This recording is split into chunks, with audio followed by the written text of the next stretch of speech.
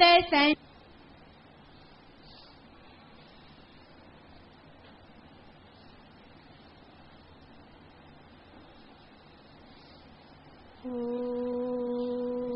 ब्रह्मानन्दं परमसुखदं केवलं ज्ञानमूर्तिं द्वन्द्वातीतं गगनसदृशं तत्त्वमस्यादिलक्ष्यम् एकं नित्यं विमलमचलं सर्वधी साक्षिभूतं भावातीतं त्रिगुणरहितं सद्गुरुं तं नमामि।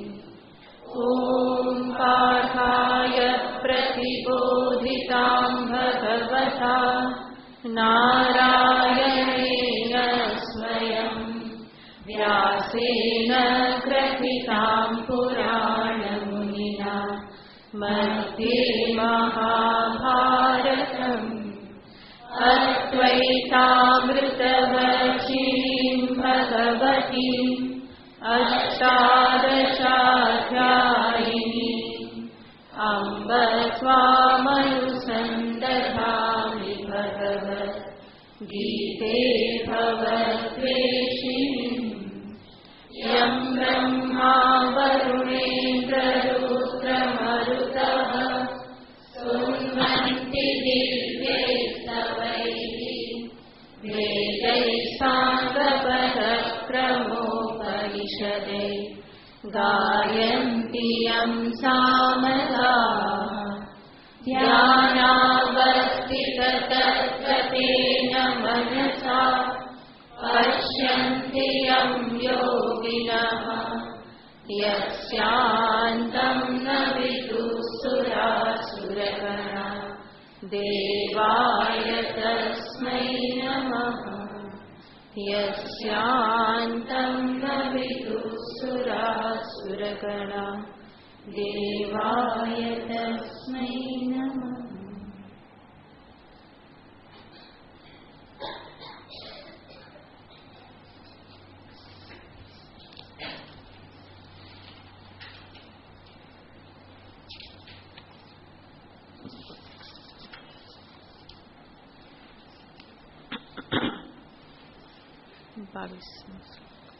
श्री भगवानुवाच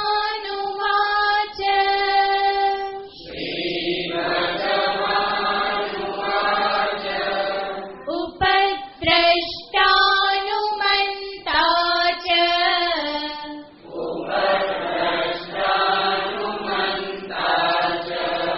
भर्ता भोक्ता महेश्वरः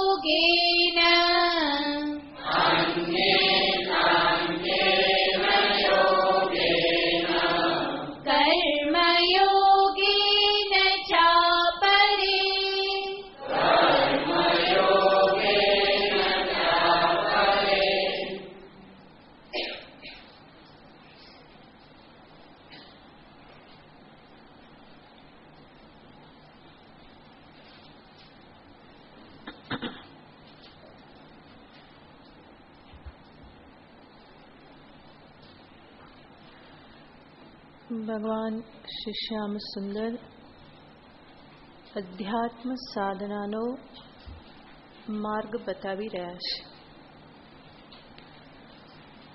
આગળ જ્ઞાનનું ફળ દર્શાવતા કહેવામાં આવ્યું હતું, નસ ભૂયો વિજાયતે, એ ફરી જન્મ પામતો નથી. એનો અર્થ અજ્ઞાનના દ્વારા જન્મ મૃત્યુરૂપી સંસારને એ તરી જાય છે. આવું જેનું ફળ છે એ જ્ઞાન કેવી રીતે પામવું. સર્વથા વર્તમાનોપી પરમ સ્વતંત્ર નિર્મુક્ત અવસ્થા જીવન મુક્તિ જે જ્ઞાનનું ફળ છે, વિદેહ મુક્તિ પણ જ્ઞાનનું ફળ છે.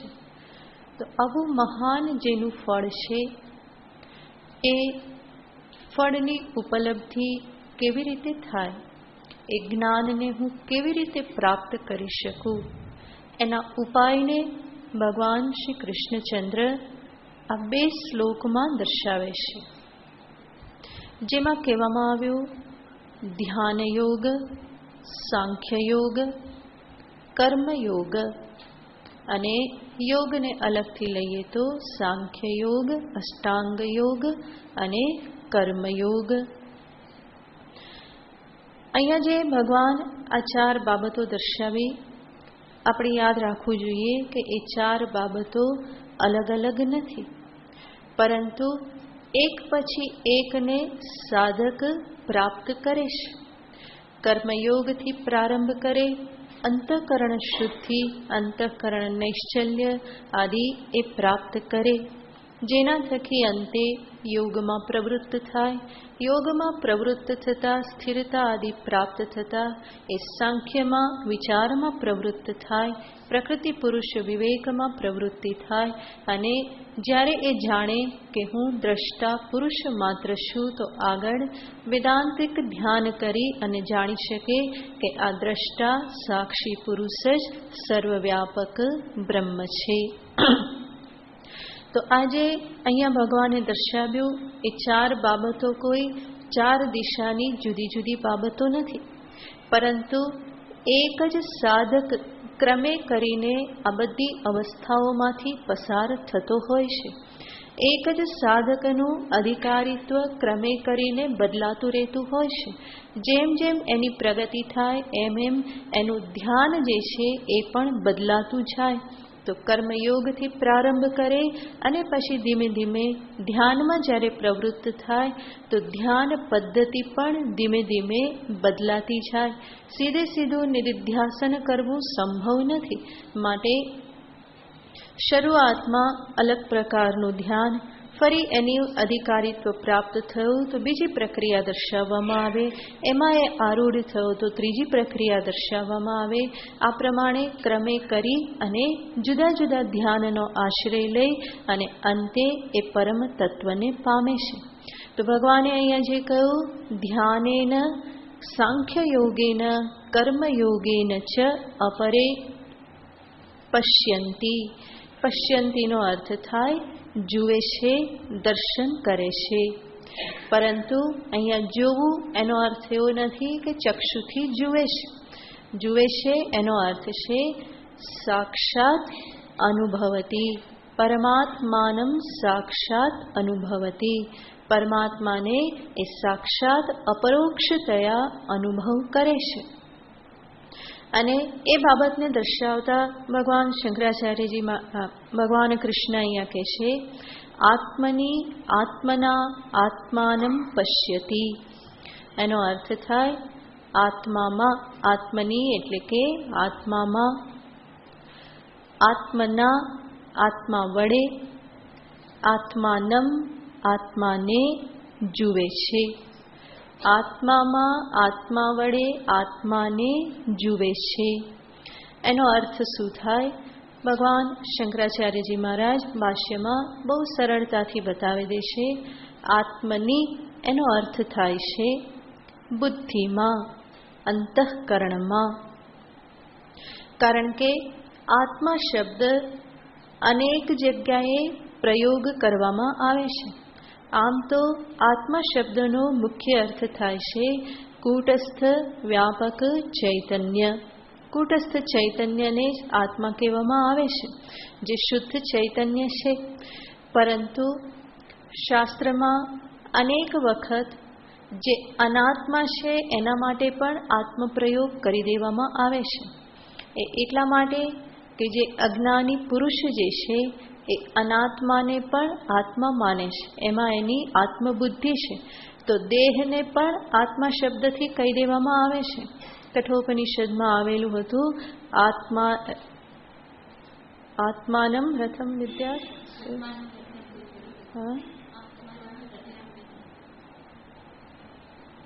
દેહને માટે પહેલા શું હતું? રથ કોને કહેવાય? ઓકે,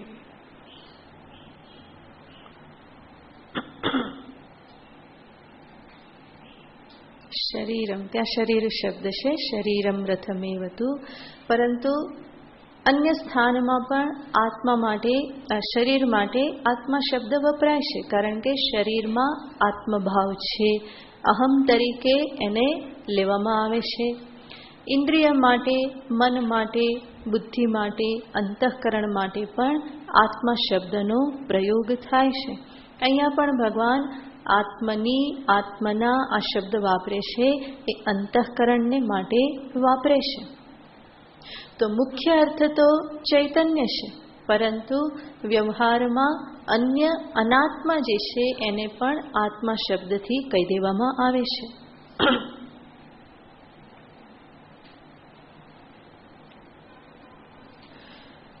તો અહીંયા પણ આત્મની એટલે કે આત્મામાં એનો અર્થ થાય છે બુદ્ધિમાં, અંતઃકરણમાં. આત્મના, આત્મા વડે એનો અર્થ છે એ અંતઃકરણ વડે જ, બુદ્ધિ વડે, બુદ્ધિવૃત્તિ વડે. આત્માનમ પરમાત્માનમ, પરમાત્માને પશ્યંતી, જુએ છે.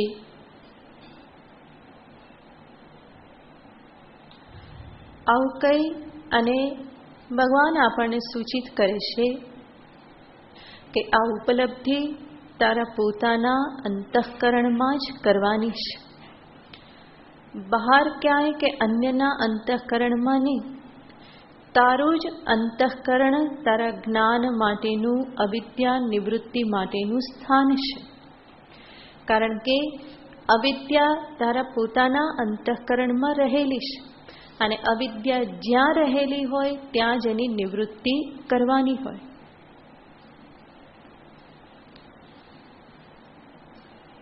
તો અનેક જગ્યાએ બુદ્ધિને સ્થાન દર્શાવવામાં આવેલ છે, કારણ કે એની ઉપલબ્ધિ બુદ્ધિમાં જ થાય છે. એને સામે રાખીને અહીંયા ભગવાન પણ કહેશે કે ધ્યાન દ્વારા, સાંખ્ય ચિંતન દ્વારા આ બધા લોકો જે છે એ અંતઃકરણમાં આત્માનું દર્શન કરે છે. અહીંયા જ્યારે આત્મા શબ્દ જ લેવામાં આવેલો છે તો કેટલાક મહાપુરુષ એને જુદી રીતે પણ અન્વય કરીને કહે છે. આત્મા શબ્દનો અર્થ જે ચૈતન્ય થાય છે એને જ સામે રાખીને ત્રણેય શબ્દને લગાવતા એ કહે છે. તો સર્વપ્રથમ કહે છે આત્મની. આત્મની એનો અર્થ થાય કૂટસ્થાત્મની, કૂટસ્થ આત્મામાં, સાક્ષી ચૈતન્ય આત્મામાં.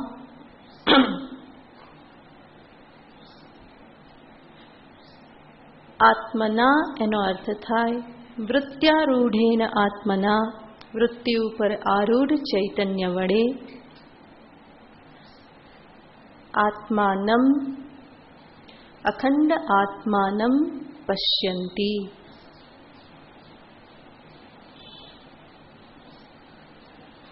તો આ ધ્યાન કે સાધના છે, એના વડે અંતઃકરણમાં બ્રહ્માકાર વૃત્તિ ઉત્પન્ન કરીને, બ્રહ્માકાર વૃત્તિમાં પણ જે ચૈતન્ય છે એને જ કહેવાય વૃત્યારૂઢ આત્મા ચૈતન્ય. અને એના વડે આત્મામાં, પોતાના સાક્ષી આત્મામાં એ અખંડ આત્માને જુએ છે. હું જે પરિચ્છિન્ન સાક્ષી પોતાને અનુભવું છું એ હું વાસ્તવમાં કોણ છું? અખંડ સર્વવ્યાપક બ્રહ્મ પરમાત્મા જ છું. આ પ્રમાણે પશ્યંતી જુએ છે. તો આ શ્લોકમાં ભગવાને એ સાધન દર્શાવ્યા: ધ્યાનયોગ, સાંખ્યયોગ, કર્મયોગ. કેટલાક લોકો એવું કે અમારાથી તો ધ્યાન કે એવું કંઈ થઈ શકે એવું નથી, કોઈ બહુ વિચાર કરતા આવડતો નથી, ક્યાં નિધિધ્યાસન કરવાનું, કઈ પ્રક્રિયા, 5-6 પ્રક્રિયા દર્શાવો, એમાંથી કઈ લેવી કઈ ના લેવી, આ બધી બુદ્ધિ ચાલતી નથી. પ્રકૃતિ પુરુષ વિવેક કેવી રીતે કરવો, શું ચિંતન કરવું, આ પણ કંઈ ખબર પડતી નથી. કર્મયોગ કરવાનું કહો તો કર્મયોગમાં બુદ્ધિ તો બહુ ચલાવવી પડે, વાપરવી પડે, ફરીને શું કરવું પડે? અહંકારને એક બાજુ મૂકી અને ફરી ભગવાનનું સ્મરણ કરવું પડે. તો કે આવો બધો વિચાર અમારાથી થઈ શકતો નથી, ભગવાને એટલી બુદ્ધિ આપેલી નથી. તો શું અમારા માટે પરમાત્મા પ્રાપ્તિના દ્વાર હંમેશા માટે બંધ છે? તો ભગવાન કૃષ્ણ એના માટે પણ આગળ વાત કરે છે, જેમાં એ કહેશે એવું કંઈ ન હોય તો પણ ઉપલબ્ધિ થઈ શકે છે. કેવી રીતે? આગળના શ્લોકમાં અન્યે ત્વેવમ જાનन्तઃ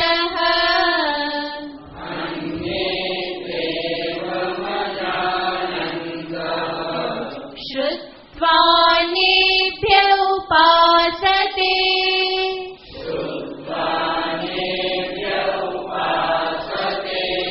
તેપિ ચાતિ તરન્ત્યેવ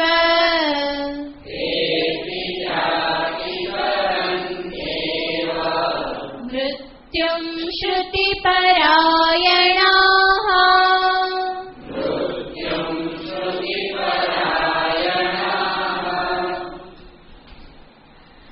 ભગવાન શ્રી કૃષ્ણનું અનન્ય ઔદાર્ય આ શ્લોકમાં પ્રગટ થાય છે.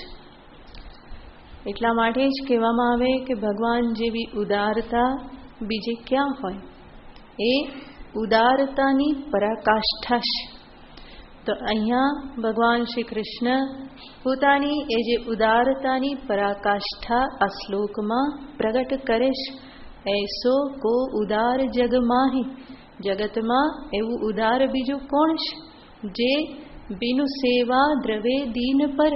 તુલસીદાસજી મહારાજ રામજી માટે કહે છે કે સેવા કર્યા વગર પણ જે દીન ઉપર દયા કરે એના જેવું ઉદાર, રામજી જેવું ઉદાર બીજું જગતમાં કોણ છે?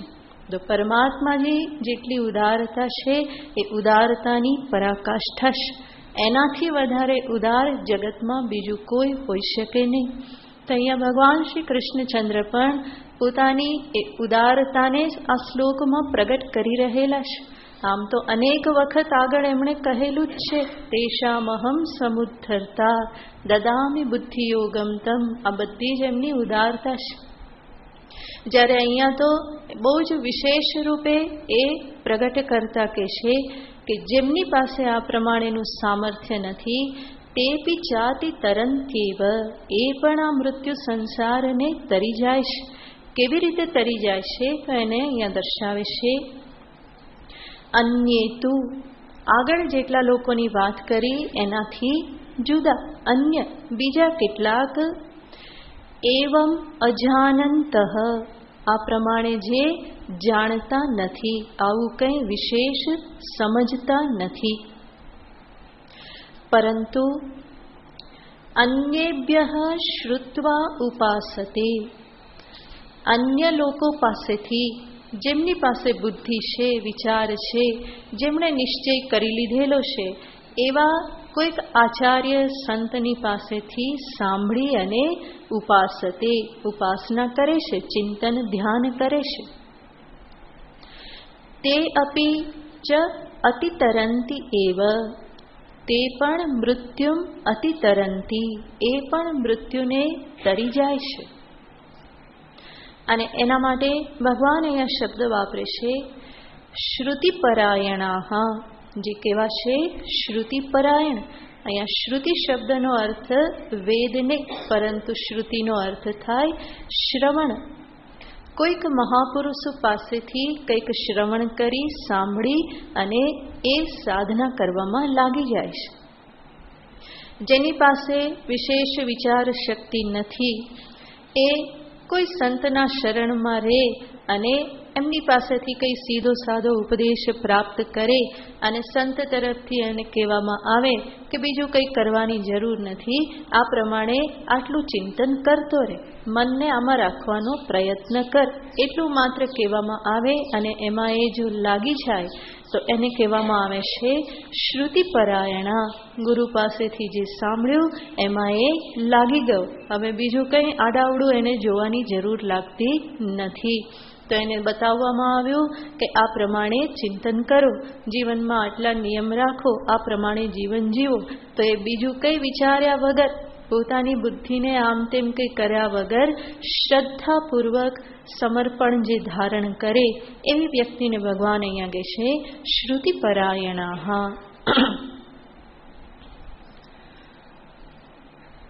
જેને આપણે નામ આપી શકીએ, જેમ આગળ કહ્યું હતું ધ્યાન યોગ, કર્મયોગ, સાંખ્ય યોગ, અને અહીંયા જે આ ભગવાન દર્શાવે છે એનું નામ છે શ્રદ્ધા સમર્પણ યોગ.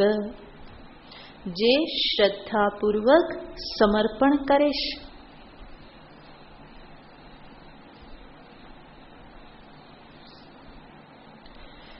શ્રદ્ધામાં એવી શક્તિ છે કે જે મનુષ્યને નિર્મલતા અને સાથે સાથે સ્થિરતા પણ પ્રદાન કરે છે. શ્રદ્ધાળુ વ્યક્તિ સ્થિર રહી શકે, જે બહુ સંશય કરતી હોય એક જગ્યાએ ટકી નહીં શકે.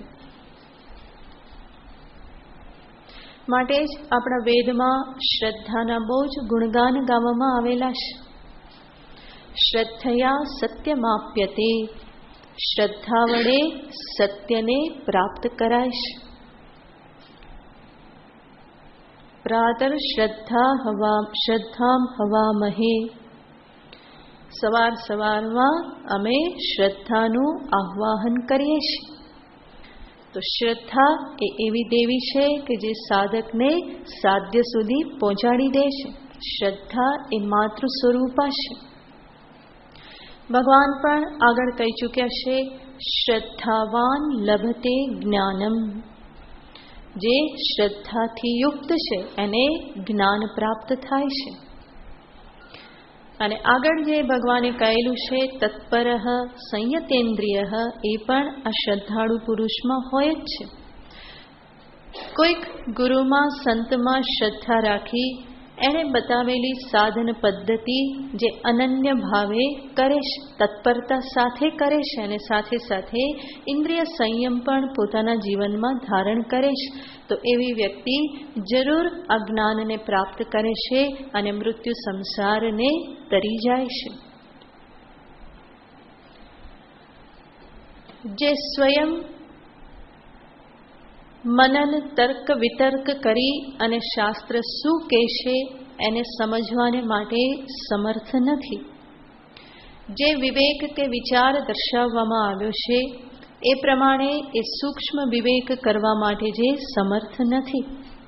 શાસ્ત્રના તાત્પર્યનો નિર્ણય કરવા માટે જેની બુદ્ધિમાં સામર્થ્ય નથી, એવી વ્યક્તિને માટે અહીંયા વાત કરવામાં આવેલી છે. જેમાં ભગવાન કહેશે અન્યેભ્યઃ શ્રુત્વા ઉપાસતે. અન્યનો અર્થ અહીંયા થાય છે જેમણે પોતે શાસ્ત્ર તાત્પર્યનો સાધન સાધ્યનો નિશ્ચય કરી લીધેલો છે. જે જાણે છે કે શું કરવાનું શું નથી કરવાનું, જીવનનું લક્ષ્ય શું, અને જે સ્વયં એ લક્ષ્યને પામી ચૂકેલા છે એવાને ભગવાન અહીંયા અન્ય શબ્દથી કહેશે. તો જે પ્રમાણ વિચાર કરવાને કુશલ છે, પ્રમાણ વિચાર કુશલાહ, એવા જે લોકો છે એને ભગવાન કહે છે અન્ય. અને એવા લોકો પાસેથી શ્રુત્વા, શ્રવણ કરીને. એમની પાસેથી શ્રવણ કરીને. શું શ્રવણ કરીને? તો કે આચાર્ય એમને બતાવે કે આટલું તારે કરવાનું, આ પ્રમાણે ચિંતન કરવાનું, આ પ્રમાણે ઉપાસના કરવાની, એટલું એને બતાવી દીધું. અને એ જો એ નિષ્ઠાપૂર્વક કરતો રહે, શ્રદ્ધાપૂર્વક કરતો રહે. આમાં સૌથી મહત્વનું સાધન છે શ્રદ્ધા. નહીં તો કહેવામાં આવ્યું, થોડા દિવસ કર્યું, ફરી પાછું બીજા પાસે પહોંચી ગયો, અને પછી બીજાએ કહ્યું કે આમ કર, તો ફરી એ કરવા લાગ્યો, ફરી ત્રીજા પાસે પહોંચીને ત્યાં કહ્યું આમ કર, તો એમ કરવા લાગ્યો. તો એવી રીતે સાધન સિદ્ધિ પ્રાપ્ત ના થાય. પરંતુ કોઈ એક સ્થાનમાં શ્રદ્ધા રાખી એને જે બતાવવામાં આવ્યું એ નિષ્ઠાથી કર્યા કરે. એ શ્રદ્ધા એની એટલી બધી અડગ હોય કે કોઈ એને એમાંથી ડગાવી શકે નહીં. પછી બીજું કોઈ આવીને કે માત્ર આટલું કરવાથી કંઈ નહીં વળે, વિચાર કર, તો એ એમાંથી ખસવાનો નથી, ડગવાનો નથી. એ કહે છે ના, મારા માટે જે મને મારા ગુરુએ કહ્યું છે એ બરાબર છે, એના સિવાય મારે બીજું કંઈ કરવાની જરૂર નથી. તો આવી અનન્ય શ્રદ્ધા આ જે ભગવાન અહીંયા કહે છે એમાં અપેક્ષિત છે. જે કહેવામાં આવ્યું, જે સાંભળ્યું, જે શ્રવણ કરાવ્યું ગુરુજીએ, એમાં પરમ શ્રદ્ધા રાખી અને જે આગળ વધવા માટે દ્રઢ નિશ્ચય થઈ ગયો. તો મેં અનેક વખત એક દ્રષ્ટાંત આપેલું છે કે શ્રદ્ધા કેવી અડગ હોય, અને એ અડગ શ્રદ્ધા જ કેવી રીતે સાધ્યની પ્રાપ્તિ કરાવે છે. તો પ્રસિદ્ધ, આ તો સત્ય હકીકત છે કે બિહારમાં કે કોઈક જગ્યાએ ઓરિસ્સામાં કોઈ એક વ્યક્તિ ગુરુ પાસેથી મંત્ર લઈ અને અનુષ્ઠાન કરતો હતો.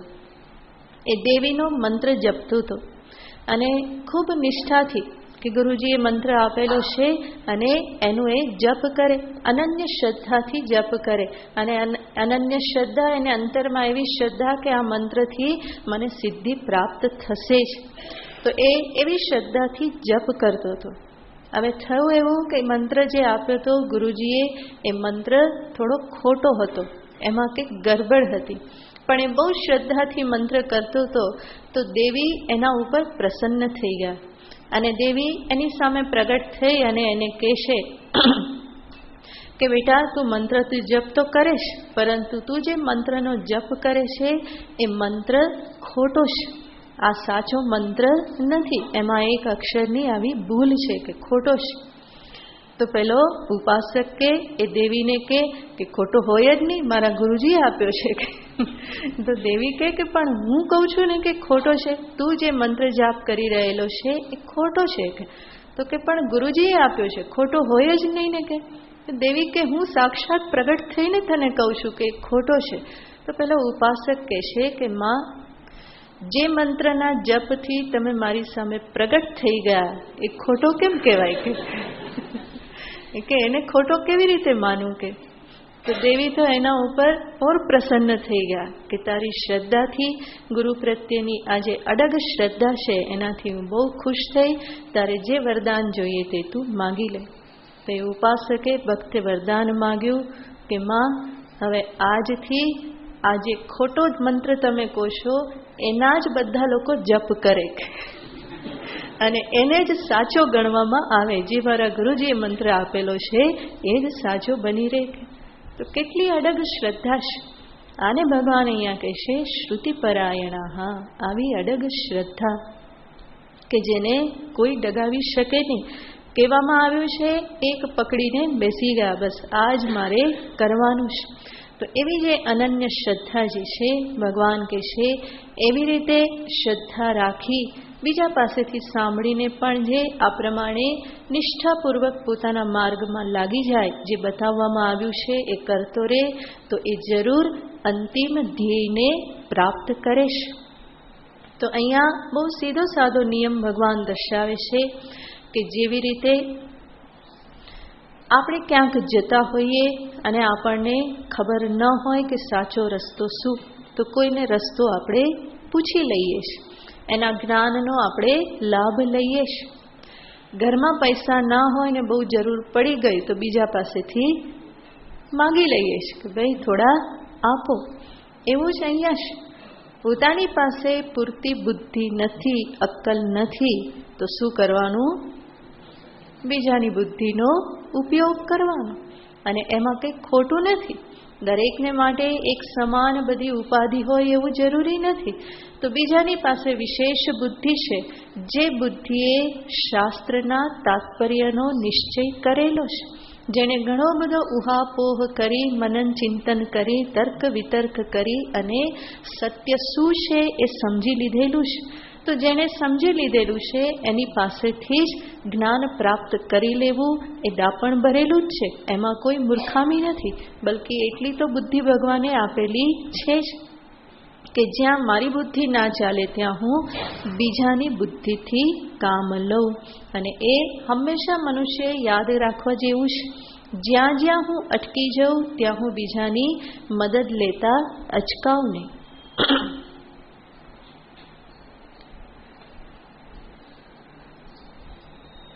તો હંમેશા એ શ્રદ્ધા અંતરમાં રાખવી જોઈએ કે મારી બુદ્ધિ કરતાં વધારે બુદ્ધિમાન જગતમાં બીજો કોઈક હોય ખરો. હું જ સર્વશ્રેષ્ઠ બુદ્ધિમાન છું એવું અભિમાન નિરર્થક છે.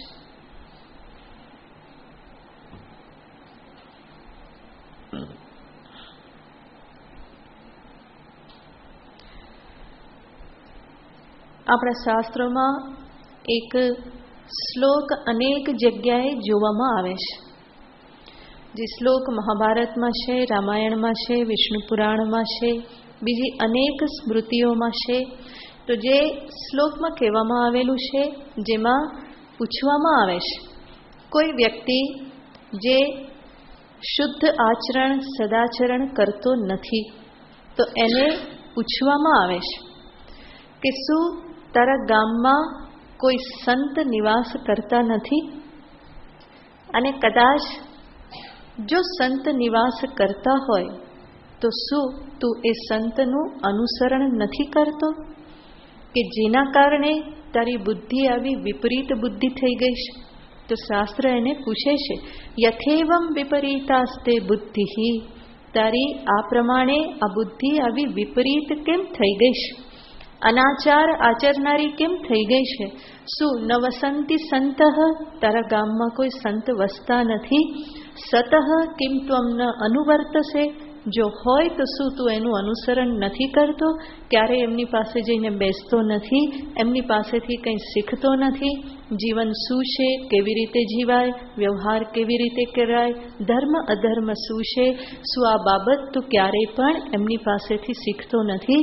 એમના વ્યવહારનું ક્યારેય તું અનુસરણ નથી કરતો, જેથી કરીને તું આવો થઈ ગયેલો છે કે તારા વ્યવહારમાં કંઈ ઠેકાણા નથી? એક મનુષ્યને શોભે એવો તારો વ્યવહાર નથી થતો. દરેક જગ્યાએ તારી બુદ્ધિ કુબુદ્ધિ સિદ્ધ થાય છે, વિપરીત બુદ્ધિ સિદ્ધ થાય છે. તો આનું કારણ શું? આટલું જ છે. તો આ શ્લોક આપણને બતાવે છે કે જીવનમાં સંત સમાગમનું કેટલું બધું મહત્વ છે. જીવન જીવતા હંમેશા સત્સંગ જ શીખવાડે છે. સત્સંગ સિવાય બીજો કોઈ ઉપાય નથી કે જ્યાં ફરી ફરીને બતાવવામાં આવે જીવન શું છે, જીવનનું લક્ષ્ય શું છે, લક્ષ્ય સુધી કેવી રીતે પહોંચાય, ક્યાંથી શરૂઆત કરવી, શું કરવું જોઈએ, શું ન કરવું જોઈએ, કોને મહત્વ આપવું જોઈએ, કોને છોડવું જોઈએ, આ બધું ત્યાં જ શીખવવામાં આવે છે. અમાનિત્વમ, અદંભિત્વમ, અહિંસા, આ બધાના પાઠ ક્યાં ભણવા મળશે? સત્સંગમાં જ મળે છે. તો એ સત્સંગ, શ્રદ્ધાપૂર્વક કરેલો સત્સંગ મનુષ્યના જીવનને સુગંધમય બનાવે છે, એક ધર્મમય બનાવે છે, યોગ્ય માર્ગે એને જીવતા શીખવાડે છે. તો ભગવાન અહીંયા એ જ બાબત બતાવી રહેલા છે કે શ્રદ્ધાપૂર્વક સમર્પણ સાથે જો આ પ્રમાણે કોઈ લાગી રહે, શ્રુતિપરાયણા અન્યેભ્યઃ શ્રુત્વા ઉપાસતે, જે આ પ્રમાણે ઉપાસના કરે, સાધના કરે, તો એ પણ અંતે મૃત્યુમ અતિતરંતી, મૃત્યુને એ પણ તરી જાય છે. તે અપી અતિતરંતી એવ મૃત્યુમ, તે પણ તરી જાય છે. એનો અર્થ શું? તો કે જે સ્વતંત્ર વિચાર, પ્રમાણ વિચાર કરવાને સમર્થ નથી, એ પણ તરી જાય છે. તો પછી કિમુ વક્તવ્યમ, પ્રમાણમ પ્રતિ સ્વતંત્ર વિવેકિનઃ. ભગવાન ભાષ્યકાર કહેશે કે જો આ લોકો પણ તરી જતા હોય તો પછી જેને શુદ્ધ બુદ્ધિ પ્રાપ્ત થયેલી છે અને જે પ્રમાણ વિચાર કરવાને માટે સમર્થ છે, વિવેક કરવાને માટે સમર્થ છે, એ આ ધ્યાન યોગ સાંખ્ય યોગનો આશ્રય લઈ અને મૃત્યુને તરી જાય એમાં તો કિમુ વક્તવ્યમ, કહેવાનું જ શું હોય? એ તો તરી જ જાય. અને જે પ્રમાણ વિચાર કરવા કુશલ નથી એવી વ્યક્તિઓ પણ શ્રદ્ધા સમર્પણ દ્વારા આ મૃત્યુને તરી જાય છે. તો આ રીતે ભગવાને અહીંયા આ ચતુર્થ કોટી પણ બતાવી દીધી કે શ્રદ્ધા સમર્પણથી પણ અંતે આ મહાન ફળને પ્રાપ્ત કરી શકાય છે, કે જેમાં કોઈકે કીધું અને સાધક માત્ર એ પ્રમાણે એ વિચાર કરે છે. કોઈ એને કહે કે બેસીને આ પ્રમાણે વિચાર કરવાનો, આટલું આટલું કરવાનો, પછી આગળ પાછળ કે વિચારતો નથી કે હવે આમ કરી લઉં, તેમ કરી લઉં, પેલું જોઈ લઉં, પેલું વાંચી લઉં, ત્યાંથી મેળવી લઉં, પરંતુ જે કહેવામાં આવ્યું એને એ કરતો જાય. અને જે કર્યું એનાથી આગળ ફરી જરૂર પડી તો ફરી આચાર્ય પાસે ગયો, પૂછ્યું, ફરી એને આગળનું સ્ટેપ બતાવી દીધું તો ફરી એને એ કરવા લાગ્યો. તો આમ કરતાં કરતાં એ પણ અંતે મૃત્યુને તરી અને નસ ભૂયો બીજાયતે, જે ફળ દર્શાવવામાં આવ્યું એને અંતે પ્રાપ્ત કરી લે છે. તો અહીંયા ભગવાને આ સાધનોની વાત કરી.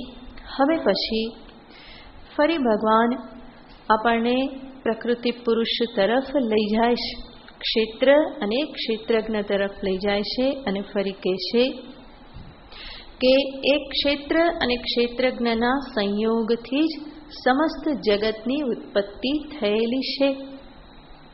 તો જે આગળ કહેવામાં આવેલું હતું કે યજ જ્ઞાત્વા મૃતમશ્નુતે, ભગવાને આગળ કહેલું હતું કે જેને જાણીને અમૃતને પ્રાપ્ત કરે છે.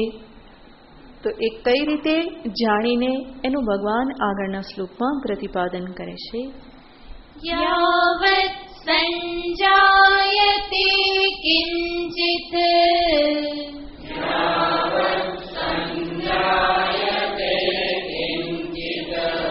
સત્વં સ્થાવર જંગમમ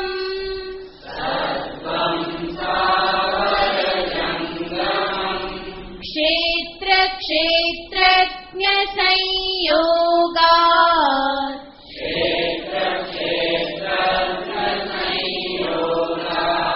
તદ્વિદ્ધિ ભરતર્ષભ.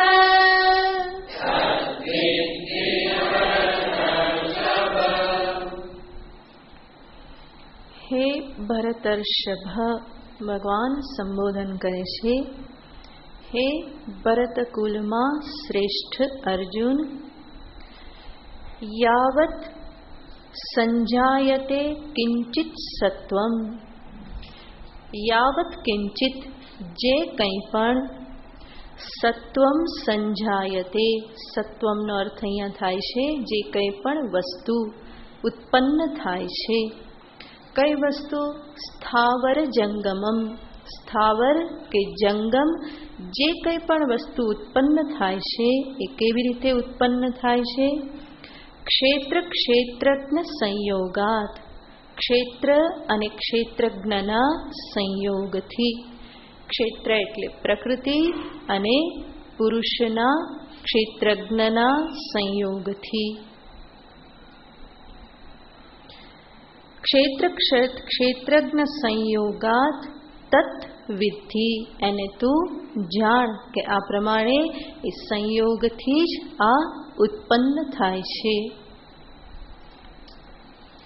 તો આગળ પણ ભગવાને દર્શાવેલું હતું કે પ્રકૃતિના ગુણો એમાંથી બધું ઉત્પન્ન થાય છે. એ કર્તૃત્વે હેતુરુચ્યતે, પુરુષ ભોક્તૃત્વે હેતુરુચ્યતે. અને અંતે કહેલું હતું પુરુષનો પ્રકૃતિના ગુણોની સાથેનો સંગ કારણમ ગુણસંગોસ્ય. આ ગુણસંગ જે છે એ જ કારણ છે. શેના માટે કારણ છે? સદસત યોનિ જન્મસુ, સત અસત યોનિમાં જન્મને માટે. તો કારણ છે ગુણસંગ, પુરુષનો પ્રકૃતિ સાથેનો સંગ. એને ભગવાન અહીંયા દર્શાવી રહેલા છે. ક્ષેત્ર અને ક્ષેત્રજ્ઞના સંયોગથી આ બધું ઉત્પન્ન થયેલું તું જાણ. અહીંયા સ્વાભાવિક આપણને પ્રશ્ન થાય કે ક્ષેત્ર અને ક્ષેત્રજ્ઞનો સંયોગ એટલે વળી શું? તો ભગવાન ભાષ્યકાર અહીંયા ખૂબ લાંબી ચર્ચા દર્શાવે છે, પણ સંક્ષેપમાં આપણે જોઈ લઈએ તો ક્ષેત્ર અને ક્ષેત્રજ્ઞનો સંબંધ જે અહીંયા કહેવામાં આવ્યો, તો શાસ્ત્રમાં 3 પ્રકારના સંબંધ કહેવામાં આવે છે, જેમાં મુખ્ય 2 સંબંધ. એમાં પ્રથમ સંબંધ કહેવાય છે સંયોગ સંબંધ. સંયોગ સંબંધ હંમેશા 2 સ્થૂલ વસ્તુ વચ્ચે એટલે કે જળ વસ્તુ વચ્ચે હોય. 2 મૂર્ત દ્રવ્ય વચ્ચે, મૂર્ત એટલે સ્થૂલ, એવા 2 દ્રવ્યો વચ્ચે હંમેશા સંયોગ સંબંધ હોઈ શકે. જેવી રીતે કહેવામાં આવે કે આ પુષ્પ અને સૂત્ર, જે દોરો અને પુષ્પ, આ બંનેનું શું થયું આમાં? તો કે સંયોગ થયો. બરાબર? તો પુષ્પ જે છે એ પણ સ્થૂલ છે અને દોરો જે છે એ પણ સ્થૂલ છે. તો 2 સ્થૂલ વસ્તુની વચ્ચે સંયોગ થઈ શકે.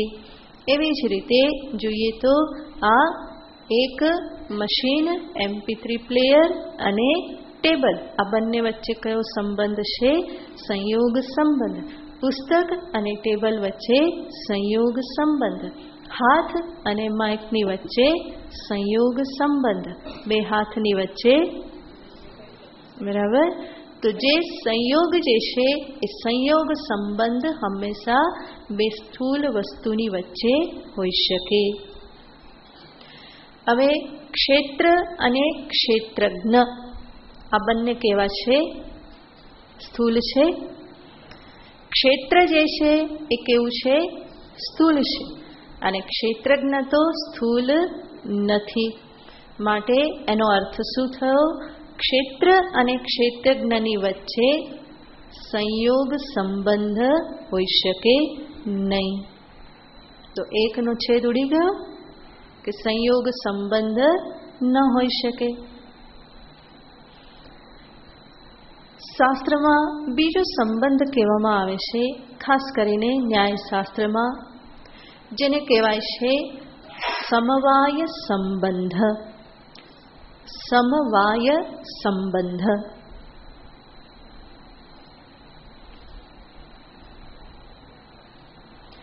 સમવાય સંબંધ કોની વચ્ચે હોય તો કહેવામાં આવે છે ગુણગુણિનોઃ, કાર્યકારણયોઃ, અવયવ અવયવિનોઃ સમવાયઃ. કોની વચ્ચે સમવાય સંબંધ હોય તો કહેવામાં આવે છે કાર્ય અને કારણ. એની વચ્ચે સમવાય સંબંધ હોય. જેવી રીતે ઘટ અને માટી. તો માટી છે કારણ અને ઘટ છે કાર્ય. માટીમાં ઘટ કયા સંબંધથી છે તો કહેવામાં આવે સમવાય સંબંધથી. એવી જ રીતે ગુણ ગુણીનોઃ, ગુણ અને ગુણી. જેવી રીતે આમાં લાલ ગુણ છે, રક્ત જે છે એ ગુણ છે, લાલાશ. અને એ લાલાશ ક્યાં રહેલી છે? જોરથી બોલો. પુષ્પમાં. લાલાશ પુષ્પમાં છે. તો પુષ્પ અને લાલાશ. લાલાશ છે એ ગુણ કહેવાય અને પુષ્પને કહેવાય ગુણી.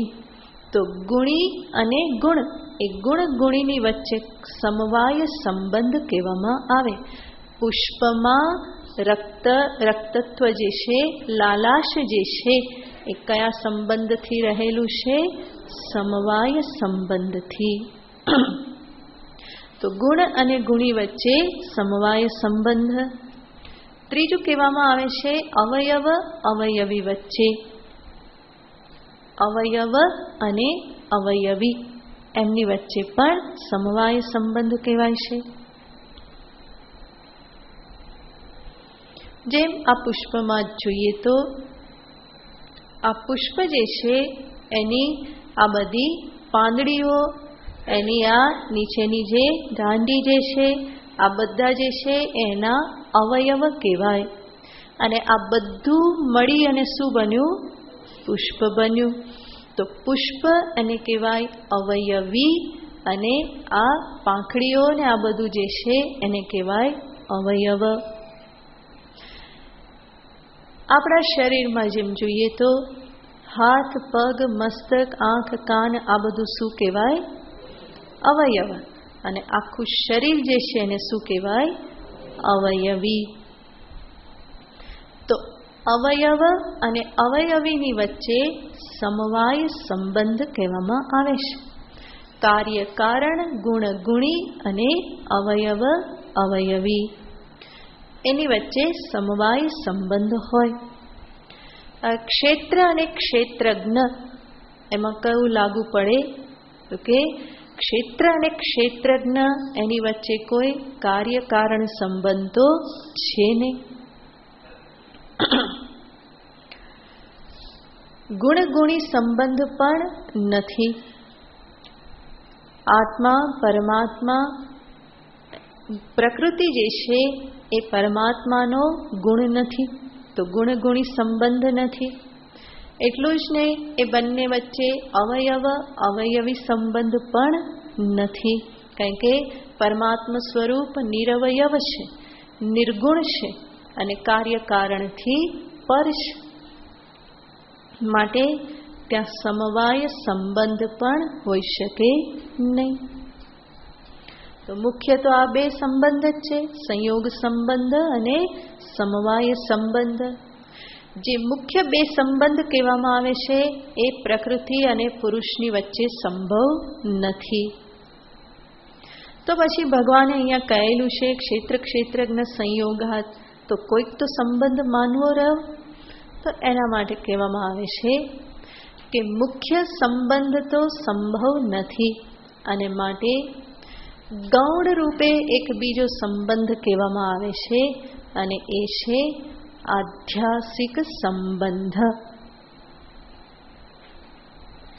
આધ્યાસિક સંબંધ.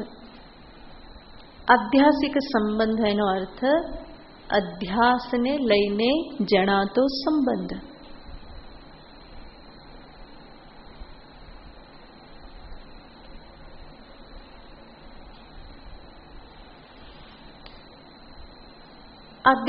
આધ્યાસિક સંબંધનો અર્થ છે વાસ્તવિક સંબંધ ન હોવા છતાં પણ સંબંધ જે જણાય છે. વાસ્તવમાં નથી અને છતાં પણ જે પ્રતીત થાય, જણાય.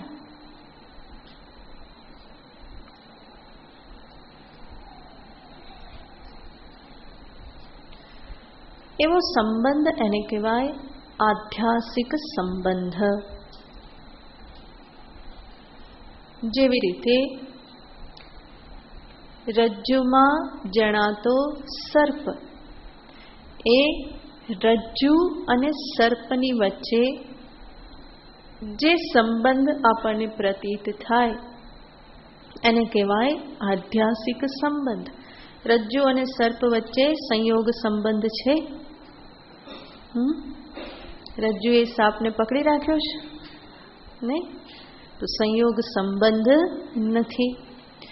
રજ્જુ અને સર્પની વચ્ચે કોઈ ગુણગુણી ભાવ, કાર્યકારણ ભાવ કે પછી અવયવ અવયવી ભાવ પણ ત્યાં કંઈ સંબંધ નથી. માટે સમવાય સંબંધ પણ નથી.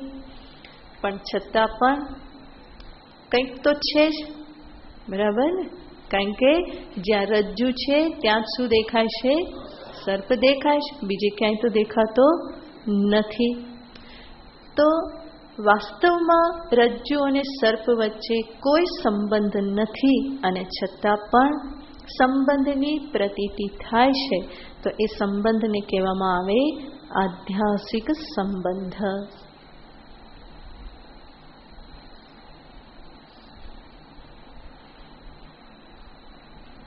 સંબંધ ન હોવા છતાં પણ સંબંધની પ્રતીતિ થાય, એની પાછળનું કારણ શું હોય? તો કે અવિવેક, અજ્ઞાન.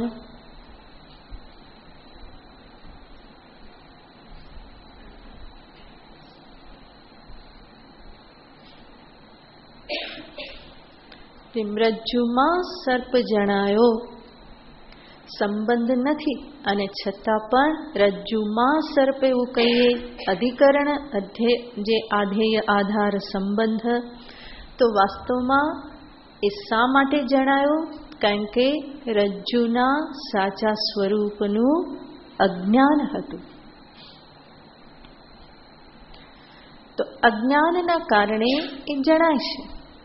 એવી જ રીતે અહીંયા પણ ભગવાન જ્યારે કહેશે ક્ષેત્ર ક્ષેત્રજ્ઞ સંયોગાત, તો ત્યાં પણ જે સંબંધ છે એ આધ્યાસિક સંબંધ છે.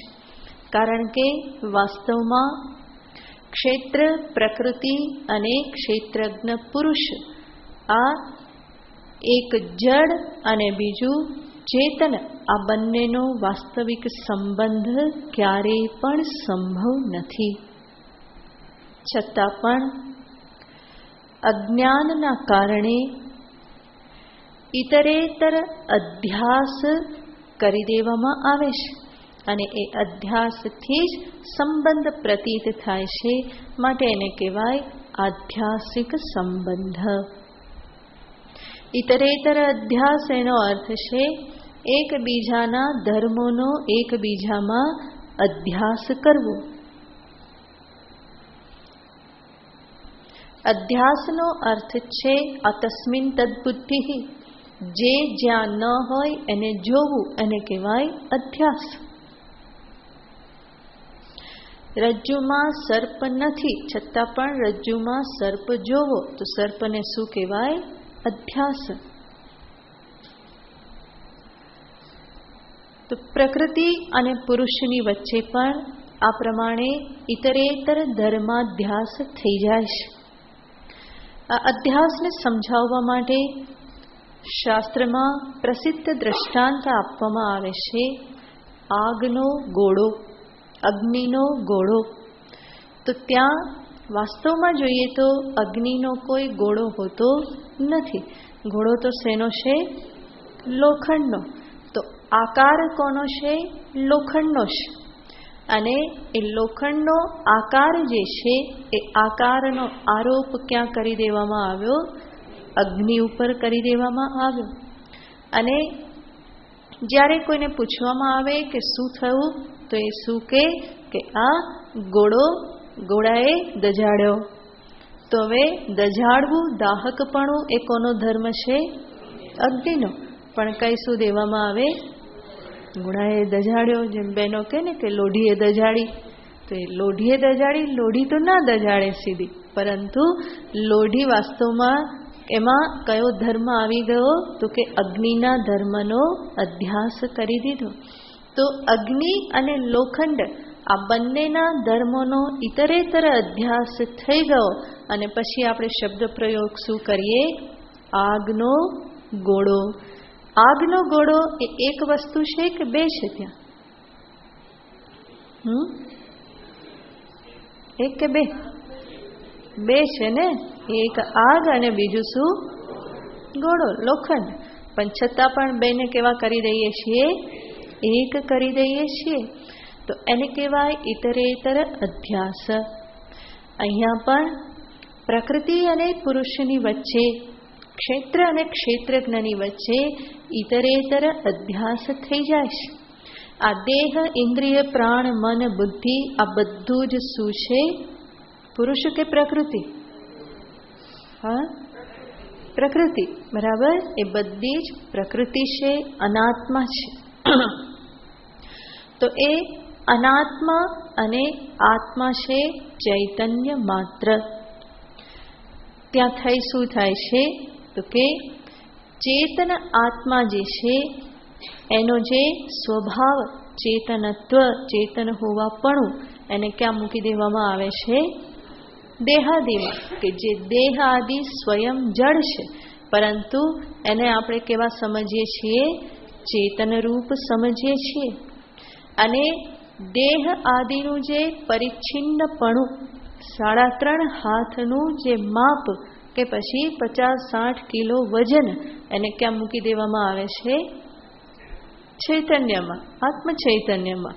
હું કેવો તો કે હું આટલો, મારી સાઈઝ કેટલી? બરાબર. તો આટલી સાઈઝનો. હવે સાઈઝ જે છે એ કોની છે વાસ્તવમાં? હા, દેહની, પ્રકૃતિની. પણ એને ક્યાં લઈ લેવામાં આવી? આત્મા ઉપર. અને આત્મ સ્વરૂપનું ચૈતન્ય જે છે એ ક્યાં મૂકી દેવામાં આવ્યું? દેહમાં. દેહ જડ છે એને ચેતન માની લેવામાં આવે છે, અને આત્મા કે જે વ્યાપક છે એને દેહની પરિચ્છિન્નતા આપી અને એને માત્ર આટલો માની લેવામાં આવે છે. તો આ શું થયું? પ્રકૃતિ પુરુષ ક્ષેત્ર ક્ષેત્રજ્ઞના ધર્મનો ઇતરેતર અધ્યાસ થઈ ગયો. તાણાવાણા બંધાઈ ગયા. આમાં જતું રહેવું, આમાં જતું રહેવું. પણ એ શેના કારણે જતું રહેવું? અજ્ઞાનના કારણે, અવિવેકના કારણે. તો અવિવેકના કારણે આત્મા અને અનાત્માની વચ્ચે આ પ્રમાણે જે ઇતરેતર ધર્મનો અધ્યાસ થયો, એને જ ભગવાન અહીંયા કહે છે ક્ષેત્ર ક્ષેત્રજ્ઞ સંયોગ. અને આ પ્રમાણે થયું એના પરિણામે જ શું થાય છે? અજ્ઞાનના કારણે જ સર્પનો જન્મ છે, પ્રતીતિ છે. એવી જ રીતે અહીંયા પણ પ્રકૃતિ પુરુષના અવિવેકના કારણે, અજ્ઞાનના કારણે સમગ્ર જગત જે છે એ સત્ય રૂપે જણાય છે.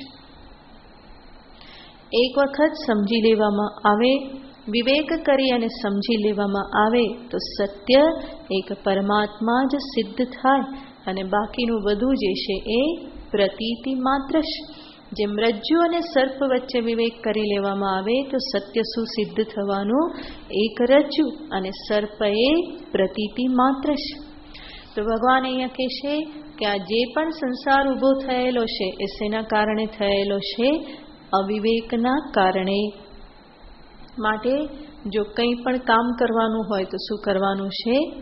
વિવેક પ્રાપ્ત કરો. ક્ષેત્ર અને ક્ષેત્રજ્ઞનો વિવેક કરો. શેનાથી વિવેક કરો?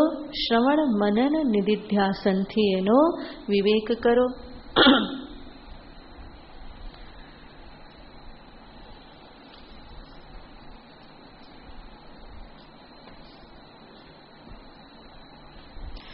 વિવેક કરીને બરાબર સમજી લો કે સત સત છે, અસત અસત છે, જડ જડ છે, ચેતન ચેતન છે. ના સતો વિદ્યતે ભાવો, ના ભાવો વિદ્યતે સતઃ, ઉભયોરપી દ્રષ્ટોંતઃ. બંનેના અંતને, વાસ્તવિક સ્વરૂપને તત્વદર્શી મહાપુરુષો જુએ છે. એને જ અહીંયા જ્ઞાન કહેવામાં આવે છે. તો વિવેક કરી, વિચાર કરીને ખોટી જગ્યાએ અહમ કરી દીધેલો છે, ત્યાંથી અહમને હટાવી અને જે સત્ય અહમ છે ત્યાં જ આત્મભાવ કરો. તો દેહ, ઇન્દ્રિય, પ્રાણ, મન, બુદ્ધિમાંથી અહમભાવને હટાવી અને સાચો હું જે છે એને જ હું તરીકે જાણો. જડમાંથી, અસતમાંથી હુંને હટાવી અને ક્યાં રાખું? સતમાં. જડમાંથી હુંને હટાવી અને ક્યાં મૂકું? ચિત્તમાં. અને દુઃખમાંથી હુંને હટાવી અને આનંદમાં. તો શું થઈ ગયા? સચ્ચિત આનંદ. અને એ જ સચ્ચિદ આનંદ એ જ કોણ છે? અદ્વિતીય અખંડ બ્રહ્મ. અને તો હું કોણ છું? સચ્ચિદાનંદ અખંડમ બ્રહ્મ. આટલી જ વિદ્યા છે, આનાથી વિશેષ કંઈ નહીં. બરાબર?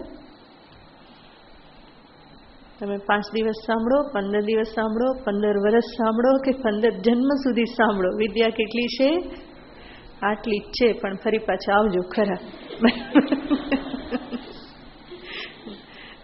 કહેવાનું તો ફરી આનું આ જ કહીશ, કંઈ નવું કહેવાની નથી. ફરી પાછું એ જ કહીશ કે વિવેક કરો, સચ્ચિદાનંદને ઓળખો, વિષયમાંથી વૃત્તિને પાછી વાળો, એ જ વાત કરવાની છે. તો કંઈ નવું તો આવવાનું નથી, પરંતુ આ ફરી ફરીને સાંભળવા માટે પણ આવવું પડે, તો ધીમે ધીમે પહેલી બાજુથી થોડી શિથિલતા આવે. અને ખરેખર તૃપ્ત થઈ ગયા હો તો આવવાની કોઈ જરૂર જ નથી. બરાબર ને? તો કોઈ ચિંતા નહીં કરવાની, આરામથી જીવન મુક્તિનો આનંદ લેવાનો, તો આવવાની કોઈ જરૂર નહીં. પણ જો ના થવું હોય તો ખોટે ખોટું અંદર ઊભું કરીને પછી આવતા નહીં એવું ના કરતા. ખાલી ખાલી ટાઈટ નહીં રહેવાય વધારે દિવસ. બરાબર? થોડા દિવસમાં એ પાછું બધું ઢીલું પડી જાય. તો વિદ્યા તો આટલી જ છે. આટલું જ સમજવાનું છે કે અસત, જડ અને દુઃખમાંથી પોતાની બુદ્ધિને હટાવી સચ્ચિત આનંદ જે પરમ વસ્તુ જે છે એમાં જ અહંભાવ કરવાનો છે. અને એને જ એક અખંડ અદ્વિતીય સ્વરૂપે સમજવાનું છે. એટલું સમજી લીધું તો બધું સમજી લીધું. એકસ્મિન વિજ્ઞાતે સર્વમિદમ વિજ્ઞાતમ ભવતી. એકને જાણી લીધું તો બધું જણાઈ જાય છે. તો ઉપનિષદમાં શિષ્યનો પ્રશ્ન એ જ હતો, કસ્મિન્નું ભગવો વિજ્ઞાતે સર્વમિદમ વિજ્ઞાતમ ભવતી. તો શિષ્ય પણ બહુ જબરો કે બહુ વધારે શું પૂછપૂછ કરવું, એક જ પૂછી લેવાનું કે કહી દો કે ભાઈ એવું શું છે કોને જાણવાથી બધું જણાઈ જાય. તો આચાર્યએ ઉપદેશ આપી દીધો, અસત્ય બ્રહ્મનો ઉપદેશ આપી દીધો અને કહી દીધું એકસ્મિન વિજ્ઞાતે સર્વમિદમ વિજ્ઞાતમ ભવતી. આ એકને જાણી લીધું તો બધું જણાઈ ગયું. યલ્લાભાત ન પરો લાભ. આ લાભ પ્રાપ્ત કરી લીધો તો એનાથી મોટો લાડવો બીજો કોઈ છે નહીં. આ લાડવો કેવો છે? સૌથી મોટો. ભલે ને 15 મણનો 20 મણનો લાડુ બનાવે, બરાબર ને, પરંતુ આ લાડવાની પાસે બધા કેવા છે? હમણાં ક્યાં બનાવ્યો હતો ને ક્યાંક મેં કે આટલા કિલોનો લાડવો બનાવ્યો એ ગણપતિ બાપાને માટે, પરંતુ આ આત્મજ્ઞાનથી જે લાડવો હાથમાં આવે એ કેવો છે? સૌથી મોટો. એની પાસે પેલો તો કેવો છે? તો કે લખોટી જેવડો છે. બરાબર? તો જે મહાન લાભ છે, જ્ઞાનનું આ મહાન ફળ છે. વિવેક કરો અને વિવેક કરીને ત્યાં જ પહોંચવાનું છે. બધું કરીને અંતે પોતાના સચ્ચિત આનંદ પરિપૂર્ણ અખંડ પરમાનંદ પરમાત્મા સ્વરૂપમાં જ સ્થિત થવું એ જ સર્વ સાધનાનું પરમ લક્ષ્ય છે. અને ભગવાન અહીંયા એનો ઉપાય બતાવે છે કે આ પ્રમાણે વિવેક કરો, વિચાર કરો, પોતાને અનાત્માથી વિલક્ષણ અસંગ રૂપે જાણો. અને એવી રીતે જાણ્યું તો શું થઈ ગયું? ક્ષેત્ર અને ક્ષેત્રજ્ઞનો સંયોગ જે જણાતો તો હવે શું જણાય છે? કોણ છે? ક્ષેત્રજ્ઞ એક જ છે. બીજું કંઈ હોય તો સંયોગ થાય ને, બીજાનો અભાવ જ છે. સર્પ હોય તો રજ્જુની સાથે સંયોગ થાય, સર્પનો તો ત્રૈકાલિક અભાવ છે. એવી રીતે આ અનાત્મા મિથ્યા જે છે એનો ક્યારેય પણ સત્યની સાથે સંબંધ થવો સંભવ નથી. અને માટે ક્યારેય કંઈ થયેલું છે નહીં, અત્યારે થઈ નથી રહ્યું, ભવિષ્યમાં કંઈ થવાનું નથી. હું જે છું કોણ? પરિપૂર્ણ અખંડ શુદ્ધ બ્રહ્મ જ છું. પહેલાં પણ હતો, છું અને હંમેશા એ પ્રમાણે જ રહેવાનું છું. નિત્ય શુદ્ધ બુદ્ધ મુક્ત સ્વભાવ પરમાનંદ અખંડમ બ્રહ્મૈવાહમસ્મિ. આ જ ક્ષેત્ર ક્ષેત્રજ્ઞના વિવેકથી અંતે બુદ્ધિમાં નિશ્ચય જગાવવાનો છે. તો ભગવાને અહીંયા એ જ દર્શાવ્યું કે આ પ્રમાણે પ્રકૃતિ પુરુષનો વિવેક કરી અને સ્પષ્ટ નિશ્ચય આ પ્રમાણે કરી લેવાનો છે કે જે કંઈ પણ ગુણો છે, ગુણોનો વ્યવહાર છે, એ બધું જ પ્રકૃતિનું ક્ષેત્ર છે. અને હું કોણ છું? એ પ્રકૃતિનો માત્ર દ્રષ્ટા, એનો હું પ્રકાશક, એનો સાક્ષી માત્ર છું. એની સાથે હું ક્યાંય પણ સંબંધ પામતો નથી. હું ગમે એટલું દ્રઢપણે માની લઉં કે હું જીવ થઈ ગયો છું, છતાં પણ હું કોણ છું? હું શિવ જ છું. તો શિવ ગમે એટલું માને, ગમે એટલા ધમપછાડા કરે, પણ એ ક્યારેય પણ જીવ થતા નથી. આ હકીકત છે, અને એ હકીકતને સ્વીકારવી એનું જ નામ છે આ જ્ઞાન. અને હકીકતને હંમેશા ટાળવી એનું નામ છે અજ્ઞાન, અવિવેક. તો ક્યારેય પણ શિવ જીવ થયો નથી. એનો અર્થ શું થયો? જીવત્વ જે છે કેવું છે? મિથ્યા છે. એ માનેલું માત્ર છે, એનાથી વિશેષ કંઈ છે નહીં. હું જીવ, આ માન્યતા માત્ર છે. અને એ માન્યતાને સુધારવા માટે શું કરવાનું? જીવની જગ્યાએ શું લાવવાનું? અને જીવને શું કરવાનો? ફરી પાછો જીવને શિવ કરવાનો? જીવનો છેદ ઉડાડી દેવાનો છે જ નહીં. જે છે તે શું છે? શિવ માત્ર. આ તો સંસ્કાર બેઠેલા છે ને. હું જીવ થઈ ગયો, હવે શું થવાનું? પાછું શિવ થવાનું. પેલા સમુદ્રના તરંગને એમ થાય કે હું શું થઈ ગયો? તરંગ થઈ ગયો, તરંગ થઈ ગયો. અમારે શું થવાનું છે? સમુદ્ર થવાનું છે. પણ અરે તું કોણ છે? તું તો સમુદ્ર જ છે. તું સમુદ્રથી જુદું નથી. તું સમુદ્ર છે, અને તરંગ રૂપે તું સમુદ્ર છે. એની જ આ એક તરંગ રૂપે અભિવ્યક્તિ છે. એનાથી તું કોઈ સમુદ્ર મટી જતો નથી. તું સમુદ્ર સ્વરૂપ જ છે. પણ તો એ ફરી ફરીને શું કે, ના સમુદ્ર તો ક્યાં છે? તો કે ત્યાં દૂર છે, અને હું તો ક્યાં પડેલો છું? હે? તો ઈશ્વર ભગવાન તો ક્યાં છે, અને હું તો ક્યાં છું? હે, તે તો ઉપર અને હું તો નીચે. સમુદ્ર ક્યાં છે? દૂર દૂર સમુદ્ર છે, અને હું તો કિનારે આમથી તેમ થનારું કોણ છું?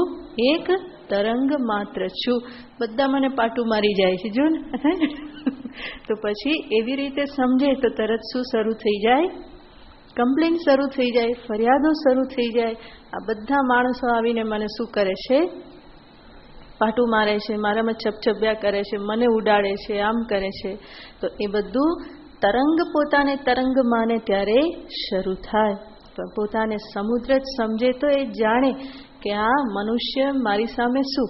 કંઈ નહીં, હે ને, એક તણખલું. હું તો કોણ? વિશાળ સમુદ્ર છું. એનું મારી સામે કોઈ અસ્તિત્વ નથી. પણ આવી ખુમારી તરંગને ક્યારે પ્રાપ્ત થાય? જ્યારે પોતાને સમુદ્ર તરીકે જાણે છે જ સમુદ્ર સ્વરૂપે. તો એવું જ આ જીવનું છે, જે માને છે હું જીવ જીવ જીવ, અને જીવ માનીને પછી શું કરે? માથું પકડીને બેસે, અને કંઈક પોતાને ગમતું થયું તો કૂદવા લાગે, ને કંઈક ગમતું ના થયું તો ઘડીક ઘડીકમાં હવા ભરાઈ જાય, ને ઘડીક ઘડીકમાં પંચર પડી જાય. તો આ જીવની આ પ્રમાણેની દશા થાય.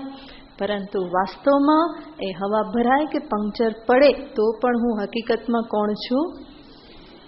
શિવ સ્વરૂપ જ છું. આ બધું તો અજ્ઞાનના કારણે પ્રતીત માત્ર થાય છે. તો એ જે પોતાનું જે વાસ્તવિક પારમાર્થિક જે સ્વરૂપ જે છે, એને આ પ્રકૃતિ પુરુષ વિવેક કરીને, ક્ષેત્ર ક્ષેત્રજ્ઞ વિવેક કરીને સમજી લેવું, એ જ મૃત્યુ સંસારને તરવાનો શ્રેષ્ઠ ઉપાય છે. શ્રેષ્ઠ શું? એક જ ઉપાય છે. નાન્ય પંથા વિદ્યતે અયનાય. આના સિવાય બીજો કોઈ ઉપાય છે નહીં. તો એને ભગવાને અહીંયા દર્શાવ્યું. અને હવે પછીના શ્લોકમાં જે આ તત્વનું દર્શન કરે છે એની ભગવાન સ્તુતિ કરે છે, પ્રશંસા કરે છે કે જેણે આ પ્રમાણે જાણી લીધું. એ પરમાત્માનો ખરેખર જોનારો છે, જાણનારો છે. એને આગળના શ્લોકમાં કહે છે, સમમ સર્વેષુ ભૂતેષુ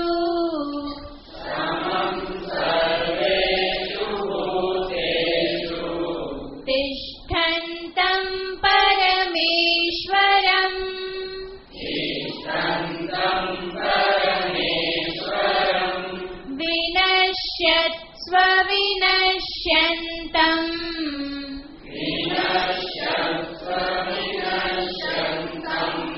यः पश्यति स पश्यति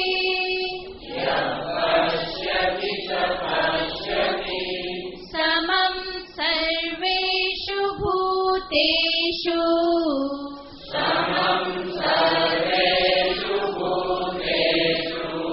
तिष्ठन्तं परमेश्वरम्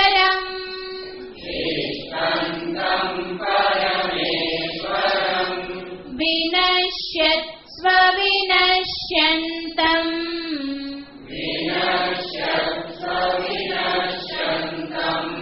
यः पश्यति स पश्यति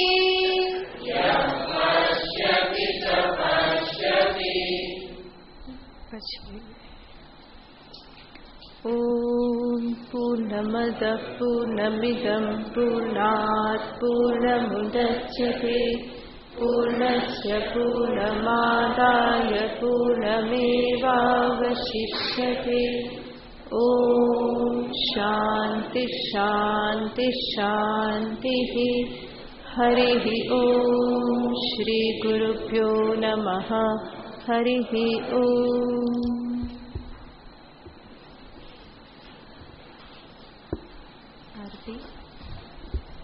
ॐ जय सद्गुरु स्वामी